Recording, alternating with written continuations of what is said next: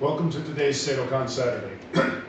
So the next section of Kihon, or basic techniques for my 10th Kyu yellow belt, are blocks. Now, I already did a video way back 30 weeks ago on blocking and the concept of blocking. Some common things in Okinawan karate. Almost all blocks in Okinawan karate start from some sort of cross-handed position.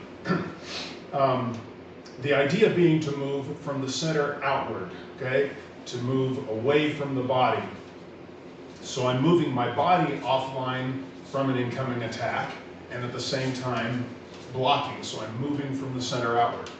What those hand positions are varies from instructor to instructor, depending on whether they're thinking just of the block or of the total utility of the block or whatever.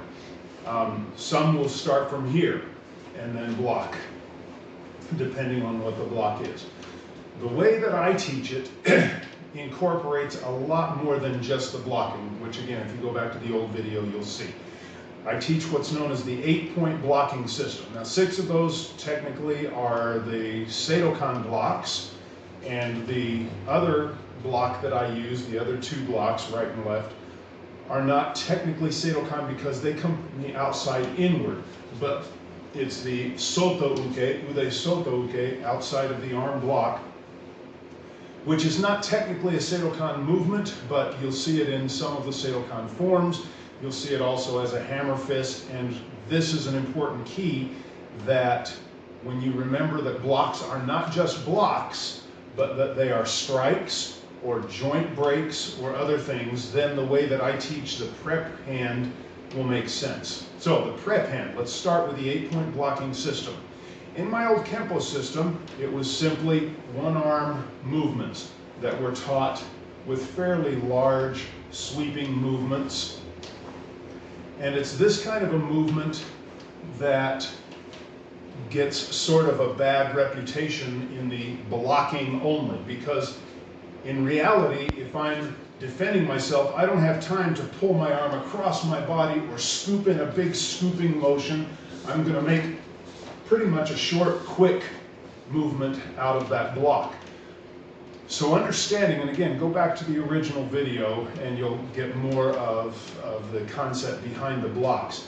But this is how I teach them in my dojo. So the first block, 2 blocks, are Ude Uchi Uke, inside of the forearm block, or coming from the inside outward. And again, you'll hear it named differently. Some will say this is blocking outward, so it's Soto because that means out. But I'm using the inside of my arm coming from the inside outward. Because it's inside, it is Uchi. Ude is the arm, Ude Uchi Uke. Okay? I teach that by bringing the opposite arm forward as a preparation, as a guide, if you will, sort of a targeting aim.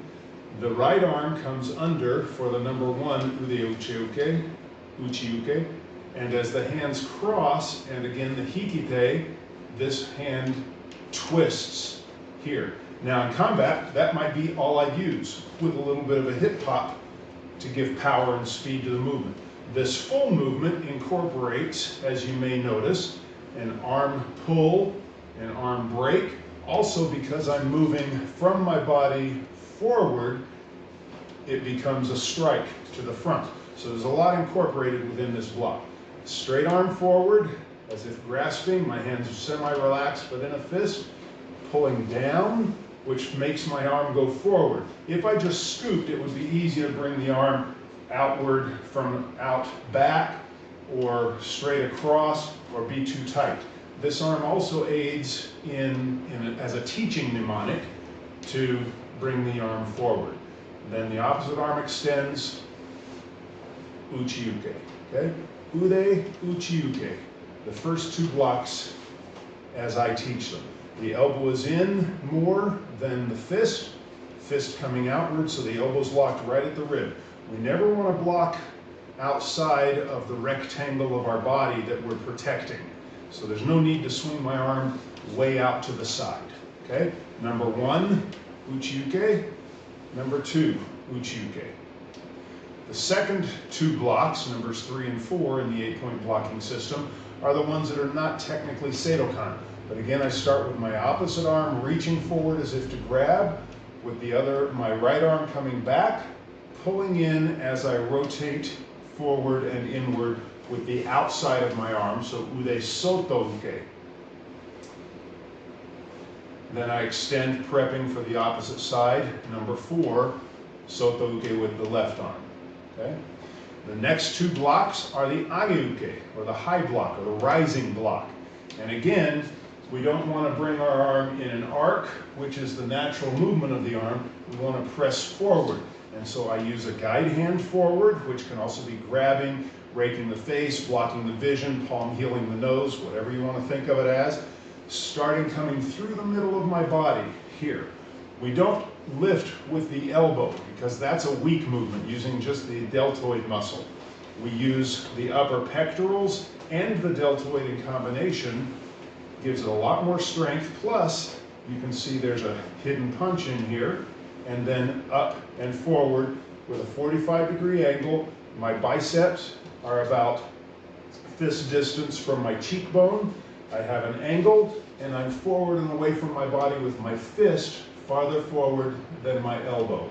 That's a lot of detail, but if you watch sumo wrestling or football players, you'll see this as a forearm shiver coming up and under the jaw, and this matches beautifully the jawline to come up and under. So again, if you're thinking merely of blocking a punch or a strike or a club or whatever overhead, okay, yes, that works to get up and under, but there's more value in the block than just the block.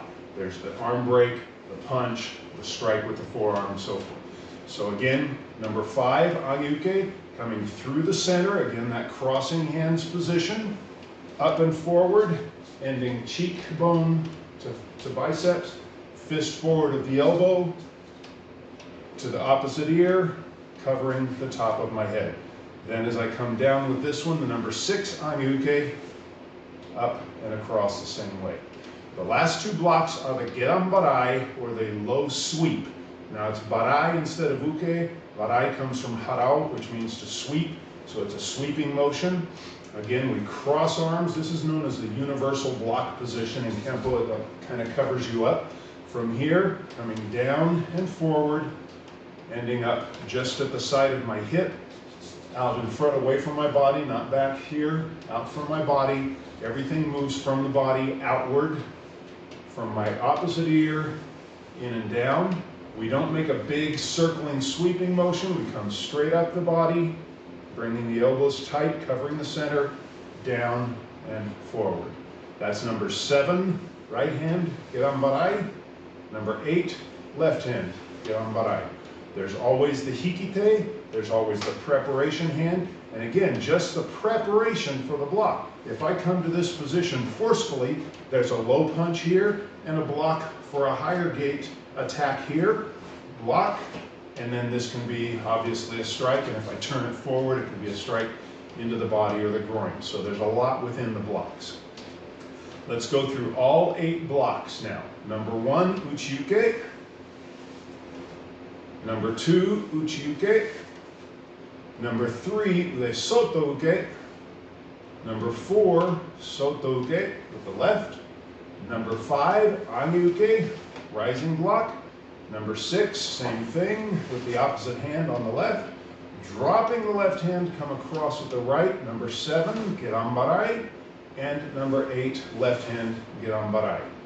Those are the 8 blocks as I teach them in my dojo.